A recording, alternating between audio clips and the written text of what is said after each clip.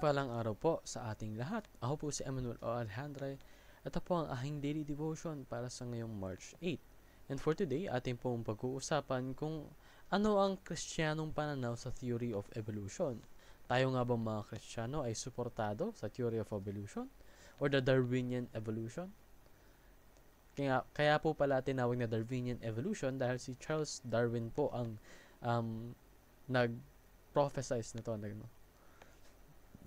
This topic will be guided using the Bible verse of Genesis chapter 1 verse 27 that states, "So God created mankind in His own image. In the image of God, He created them. Male and female, He created them." Sa Tagalog, nilalang nga ng Diyos ang tao ayon sa kanyang larawan. Sila'y kanyang nilalang na isang lalaki at isang babae. So, we can establish that God has created us. And along with us, He created the entire world.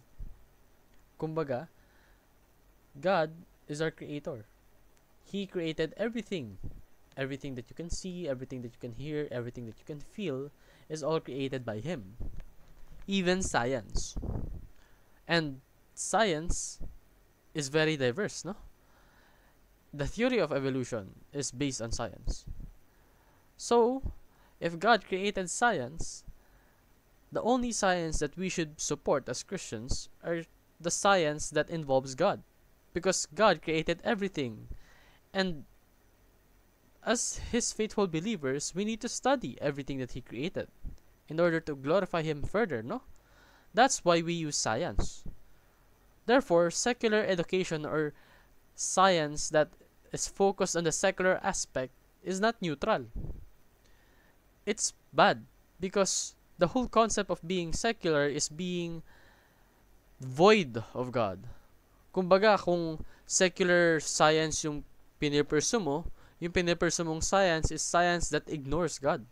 And that's not something that we should engage as Christians. The only thing that we should engage as Christians is the science that involves God. No? So let us educate the kids, the children of this world on the foundation of knowledge. And let us imprint into their minds that our knowledge should be inspired of God.